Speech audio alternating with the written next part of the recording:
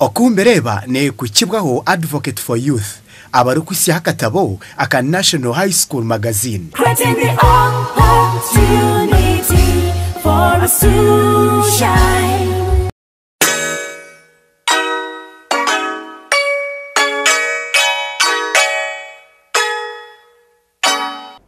Mkuruke yo mahoro gitu agacenchwire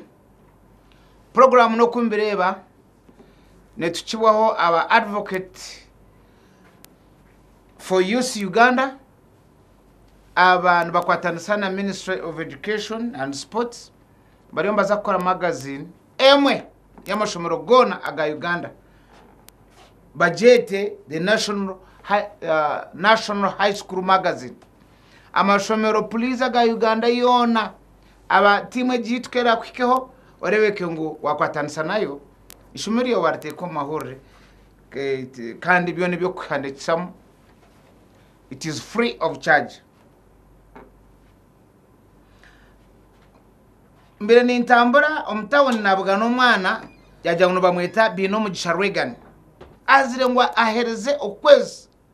na ndinda nangwera amhanda ayino kumbereba emuteganisa muzura no kushoma azengwa amashomero mingi agom primary tanzire nangwe kugira ngo harye ngo na wakoze research yashanga abana nibabatume bitabo bingi bya revision ebitabo no wa P5 atimba kutumisha kitabo cyo kurga P3 mpaka P5 atebitabo byone obiteko mbaga gariko teka munebi yo kuza kukoramo atati ntutambura twinam kandi ebitabibyo to kubasa kubushoma byona kandi ebitabibyo ntutwaro mukasheshe tubutwaro mumazo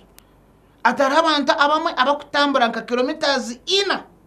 ntuzayishomero ebitabo nubitenda munonga azira ngo abazire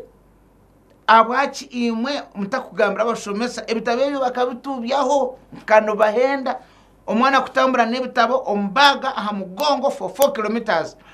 for 7 days atatinyono kwenkubireba ndiyo no birebo atebitabo tukweta gisubwa to kubasa ku revising ebitabo bokurga P3 up to P6 izobarum nguwe nagira ngume abashomesa babatumye bitabo ebakumanya ngo baza kukozesa yishomero ebyasigara bareke ko hendo mugongo iwo muzire no kirebota kandi mu abashomesa abakutuma abane bitabo ebyo reba so tukitereze abana mbashoboreje bareke complaining kandi okashanga omwana yatunga stress cyamuzibira kushoma nukwenko bireba iwe no birebota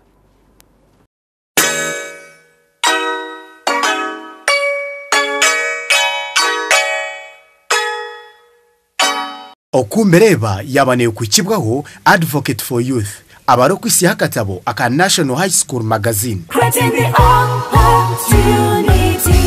for us to shine.